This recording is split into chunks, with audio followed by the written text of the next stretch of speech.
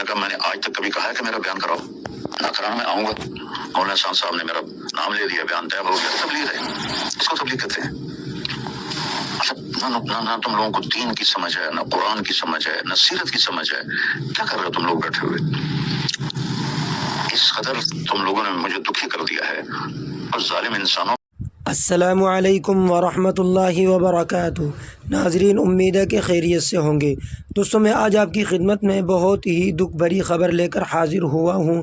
خبر کا عنوان یہ ہے: مانسہرہ اجتماع میں مولانا طارق جمیل کو دھکے مار کر نکالا گیا۔ بہت افسوس کی بات ہے، یہ واقعہ کیوں پیش آیا جس نے مولانا طارق جمیل کو رائے ونڈ سے نکال دیا؟ اصل وجہ کیا تھی؟ مکمل کہانی کیا ہے؟ مفتی طارق مسعود کی زبانی ہی سنتے ہیں۔ دوستو، اس سے پہلے میں آپ حضرات کو مولانا طارق جمیل کا بیان سنواؤں گا۔ اس سے پہلے میری اس ویڈیو کو لائک کر دیجئے گا اور چینل کو سبسکرائب کر لیجئے گا۔ چلیے دوستو، پہلے میں آپ حضرات کو مولانا طارق جمیل کا بیان سنواتا ہوں، اس کے بعد مفتی طارق مسعود کا بھی سنواؤں گا۔ اللہ نے ذریعہ بنایا تبلیغ کے 6 بر اعظم میں پھیلنے کا۔ تمہیں رائے ونڈ سے باہر کوئی سلام کرنے والا کوئی اگلا وہ دوسرے میسج میں تم نے سنا ہے کہ پھر مولوی حبیب الحق صاحب نے ضیاء الحق نے کیا کیا؟ تو یہ میرے پیارے کون سی تبلیغ کر رہے ہو؟ طارق جمیل کا نام مشورے میں نہیں لینا۔ اور جو سہیل نے باقاعدہ مولانا صاحب نے میرا نام لے لیا، بیان طے ہو گیا، اگلا وہ دوسرے میسج میں تم نے سنا ہے کہ پھر مولوی حبیب الحق صاحب نے ضیاء الحق نے کیا کیا؟ تو یہ میرے پیارے کون سی تبلیغ کر رہے ہو؟ اور پھر تم نے مولوی عتیق نے مجھے خود کہا کہ عظیم الشان کہتا ہے کہ طارق جمیل کا نام مشورے میں نہیں لینا۔ اور جو سہیل نے باقاعدہ علماء کی میٹنگ بلائی کہ اگر مولوی طارق جمیل کا نام آئے تو تم لوگوں نے کھڑے ہو جانا۔ وہ تو نام مولانا صاحب نے لے دیا، اس لیے کوئی کھڑا نہیں ہوا۔ کوئی اور نام لیتا تو شاید وہ کھڑے ہو جاتے۔ اور اس میں میرے اپنے شاگرد بھی تھے جنہوں نے آ کر مجھے بتایا۔ اور یہ عمر فاروق کو تم نے استعمال کیا کہ مولوی صاحب کی جماعتوں کے ویزے بند کرواؤ۔ یہ تبلیغ ہے، اس کو تبلیغ کہتے ہیں۔ نہ تم لوگوں کو دین کی سمجھ ہے، نہ قرآن کی سمجھ ہے، نہ سیرت کی سمجھ ہے، کیا کر رہے ہو تم لوگ بیٹھے ہوئے؟ اس قدر تم لوگوں نے مجھے دکھی کر دیا ہے، اور ظالم انسانوں، مجھے تو اللہ نے ذریعہ بنایا تبلیغ کے 6 بر اعظم میں پھیلنے کا۔ تمہیں رائے ونڈ سے باہر کوئی سلام کرنے والا کوئی، جانے والا کوئی۔ مولوی بٹلہ کا بیان ہو رہا تھا کراچی میں، اور مجمع پوچھ رہا تھا یہ کون آدمی ہے جو بیان کر رہا ہے؟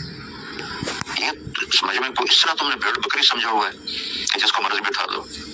میں نے تو کبھی بیان کا تقاضا نہیں کیا، لیکن تم لوگ جو اخلاقی گراوٹ میں جا چکے ہو، مجھے پچھلے زخم میں ان پر لیپ دیا ہوا تھا، لیکن اس دفعہ کی خباثت نے میرے وہ سارے زخم ادھیڑ دیے ہیں، اور اس کا انجام بھی اچھا نہیں ہوگا۔ ان قریب اللہ کا غیبی نظام چلے گا۔ اللہ کی قسم، میں کبھی شرارت نہ کرتا ہوں، نہ کرنی ہے، لیکن اللہ کا غیبی نظام تمہیں اٹھا کے پھینکے گا جیسے قریشیوں کو پھینکا تھا۔ نہ تمہیں شرم ہے، نہ حیا ہے، نہ دید ہے۔